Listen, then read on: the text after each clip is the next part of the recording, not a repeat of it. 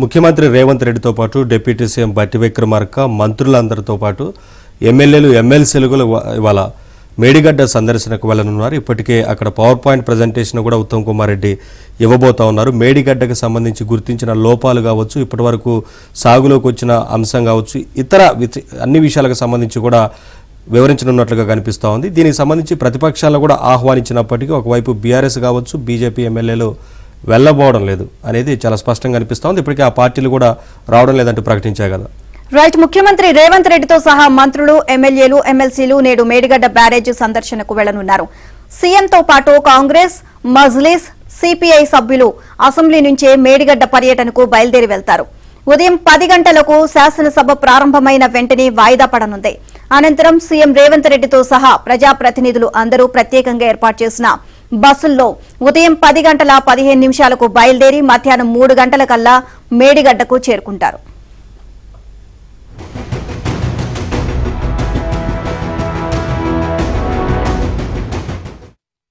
అక్కడ కాళేశ్వరం ప్రాజెక్టు నిర్మాణ లోపాలు, సాగులోకి వచ్చిన కొత్త ఆయకట్టు తదితర అంశాలపై సాగునీటి శాఖ మంత్రి ఉత్తమ్ కుమార్ రెడ్డి ప్రజాప్రతినిధులకు పవర్ పాయింట్ ప్రజెంటేషన్ ఇవ్వనున్నారు. ప్రజాప్రతినిధుల మేడిగడ్డ సందర్శన 2 గంటల పాటు కొనసాగనుంది. సాయంత్రం 5 గంటలకు అక్కడి నుంచి హైదరాబాద్ కు తిరుగు ప్రయాణం కానున్నారు. ఎమ్మెల్యేలు, ఎమ్మెల్సీల మేడిగడ్డ పర్యటన అసెంబ్లీ రికార్డులో నమోదు కావడం కోసమే ఇవాళ శాసనసభ సమావేశాన్ని ఏర్పాటు చేసి అక్కడి నుంచి మేడిగడ్డకు తరలి వెళ్తున్నట్లు కాంగ్రెస్ వర్గాలు చెబుతున్నాయి.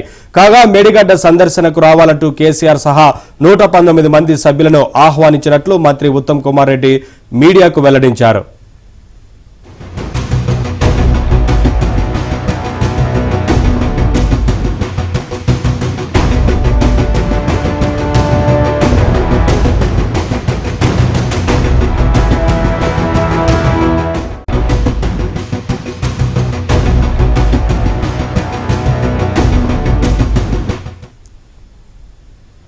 మేడిగడ్డ పర్యటనకు కాంగ్రెస్ పార్టీకి చెందిన అందరు ఎమ్మెల్యేలు, ఎమ్మెల్సీలు వెళ్తుండగా బీఆర్ఎస్, బీజేపీ ఎమ్మెల్యేలు మాత్రం వెళ్లడం లేదు.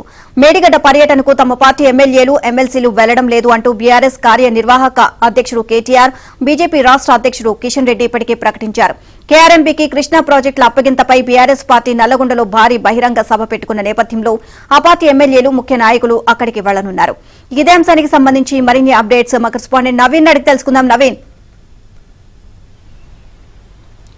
నీలిమ, ఇవాళ మేడిగడ్డ సందర్శనకు ముఖ్యమంత్రి, డిప్యూటీ సీఎం, అదేవిధంగా ఎమ్మెల్యేలు, మంత్రులు వీళ్ళంతా కూడా మేడిగడ్డ విజిట్ చేయడానికి వస్తూ ఉన్నారు. మధ్యాహ్నం వరకు మేడిగడ్డకు చేరుకొని ఉన్నారు. ఇక్కడ పవర్ పాయింట్ ప్రజెంటేషన్ కోసం అయితే అధికార యంత్రాంగం భారీ ఏర్పాట్లు చేసింది. తొలుత ప్రాజెక్టును సందర్శిస్తారు. ఎక్కడైతే 16 నుంచి 21 వరకు పియర్స్ కుంగిపోయాయో, ప్రధానంగా 21వ పియర్ అయితే మొత్తం లోపలికి కుంగిపోయినటువంటి నేపథ్యంలో దానికి బీటలు బారి మొత్తం పగిలిపోయిన పరిస్థితి ఉంది. అయితే గతంలో వచ్చినటువంటి మంత్రుల బృందం ప్రాజెక్టు పైభాగం నుంచి దాన్ని విజిట్ చేశారు. కానీ ఇవాళ ముఖ్యమంత్రి, మంత్రుల బృందం, అదేవిధంగా ఎమ్మెల్యేలు, ఎమ్మెల్సీలు వీళ్ళంతా కూడా గోదావరి నదిలోకి దిగి కింది నుంచి ఎక్కడైతే పియర్స్ పగిలిపోయి కుంగిన ప్రాంతాన్ని నదిలోకి వెళ్ళి ముఖ్యమంత్రి సహా అందరూ కూడా సందర్శన చేయనున్నారు. ప్రాజెక్టును అణువును పూర్తి స్థాయిలో క్షుణ్ణంగా పరిశీలించనున్నారు. తర్వాత దానికి సంబంధించినటువంటి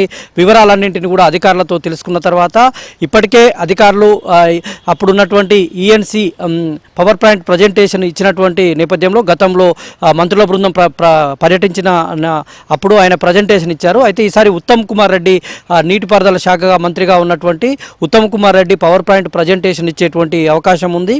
అయితే ప్రాజెక్టులో అసలు అంచనా వ్యయం ఎంత ఖర్చు పెట్టారు, ఎట్లాంటి లోపాలు ఉన్నాయి, అధికారులు అప్పుడు ఉన్నటువంటి ఇంజనీరింగ్ అధికారులు నిబంధనలు పాటించారా, అప్పుడు ఉన్నటువంటి ముఖ్యమంత్రి కేసీఆర్ సొంత నేనే ఇంజనీర్ను అన్నటువంటి ఇదితో ప్రాజెక్టు మొత్తం కూడా నిర్మాణం జరిపినటువంటి విషయాలను పూర్తి స్థాయిలో పవర్ పాయింట్ ప్రజెంటేషన్లో వెల్లడించనున్నారు. అదేవిధంగా అమాంతం ఖర్చులు పెంచడం, తర్వాత వాటిని వృధాగా అమాంతం ఖర్చులు పెంచినటువంటి దాన్ని ఆ స్థాయిలో ప్రాజెక్టు నిర్మాణానికి ఉపయోగించగా నిధుల పనులన్నీ కూడా పక్కదారి పట్టినటువంటి అంశాలను కూడా Uttam Kumar Reddy power point presentation ద్వారా వివరించేటువంటి అవకాశం ఉంది. అయితే గతంలోనే ఇదంతా కూడా అంటే అక్టోబర్ 21వ తేదీన మేడిగడ్డలో భారీ శబ్దంతో పియర్స్ కుంగిపోయాయి. 2019 నుంచే లోపాలు బయటపడుతున్నా కూడా అప్పుడున్నటువంటి కేసీఆర్ ప్రభుత్వం కాళేశ్వరం లోపాలను బయటపెట్టకుండా మీడియాను కూడా అక్కడికి వెళ్ళనీయకుండా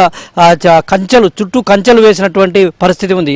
ప్రాజెక్టు ప్రారంభించినటువంటి కొద్ది రోజులు మాత్రమే అక్కడ అప్పుడున్నటువంటి టీఆర్ఎస్ కార్యకర్తలను తర్వాత చుట్టూ ఆ ప్రాంతంలో ఉండేటువంటి వారందరినీ కూడా బస్సులో తీసుకెళ్లి ప్రాజెక్టును విజిట్ చేయించినటువంటి పరిస్థితి అప్పట్లో ఉండే. తర్వాత 2019 తర్వాత ఒక్కొక్కటిగా లోపాలు బయటపడ్డ తర్వాత ప్రాజెక్టు చుట్టూ కంచెలు వేశారు. ఎవరిని కూడా అటు వెళ్ళవద్దు అనేటువంటిది అప్పుడు ప్రభుత్వం కట్టుదిట్టమైనటువంటి భద్రతా చర్యలు చేపట్టింది. ఎందుకంటే అక్కడికి వెళ్తే లోపాలన్నీ బయటపడతాయి అన్నటువంటి ఉద్దేశంతో అప్పుడు ఆ ప్రభుత్వం అట్లా చేసింది. అయితే ఎన్నికలు నవంబర్లో ఉంటే అక్టోబర్ 21వ తేదీన భారీ శబ్దంతో ఉన్న 21వ పియర్స్ మొత్తం కూడా కుంగిపోయినటువంటి పరిస్థితి.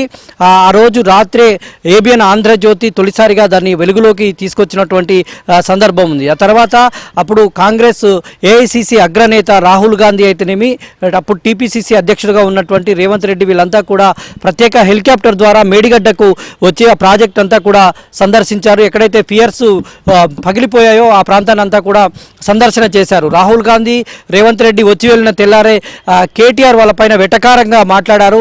ఒక పిల్లర్ మధ్య ఉన్నటువంటి గ్యాబ్ను వాళ్ళు పగిలిపోయిందని సృష్టిస్తున్నారని అప్పుడు వెటకారంగా మాట్లాడినటువంటి కేటీఆరే నిన్న కొంత కుంగిపోయిన మాట వాస్తవేనని అంగీకరించక తప్పలేదు. అంటే అట్లాంటి లోపాలు ఒక్కొక్కటిగా ఉన్నా కూడా అప్పుడున్నటువంటి ప్రభుత్వం మొత్తం కూడా కప్పిపుచ్చేటువంటి ప్రయత్నమే చేసింది. తర్వాత కాంగ్రెస్ నేతల బృందం కూడా తర్వాత పర్యటించారు. ఎన్నికల్లో దీనినే ప్రధాన అస్త్రంగా చేసుకొని కాంగ్రెస్ అయితే ఎన్నికల్లో విజయం సాధించినటువంటి పరిస్థితి.